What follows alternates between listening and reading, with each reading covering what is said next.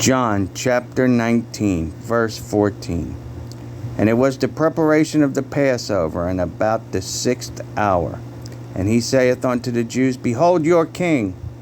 But they cried out, Away with him, crucify him. Pilate saith unto them, Shall I crucify your king? The chief priests answered, We have no king but Caesar. Then delivered he him therefore unto them to be crucified. And they took Jesus and led him away. And he, bearing his cross, went forth into a place called the place of a skull, which is called in the Hebrew tongue Golgotha, where they crucified him, and two other with him, on either side one, and Jesus in the midst. And Pilate wrote a title and put it on the cross, and the writing was, Jesus of Nazareth, King of the Jews. This title then read many of the Jews, for the place where Jesus was crucified was nigh to the city.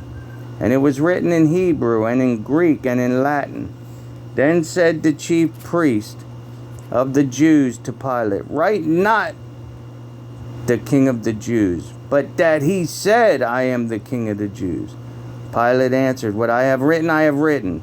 Then the soldiers, when they had crucified Jesus, took his garments and made 4 parts, to every soldier a part, and also his coat. Now the coat was without seam, woven from the top throughout. They said therefore among themselves, Let us not rent it, but cast lots for it. Who shall it be, that the scripture might be fulfilled, which saith, They parted my raiment among them, and for my vesture they did cast lots. These things therefore the soldiers did. Now there stood by the cross of Jesus his mother and his mother's sister Mary, the wife of Cleophas, and Mary Magdalene. When Jesus therefore saw his mother and the disciple standing by, whom he loved, he saith unto his mother, Woman, behold thy son. Then said he to the disciple, Behold thy mother. And from that hour that disciple took her unto his own home.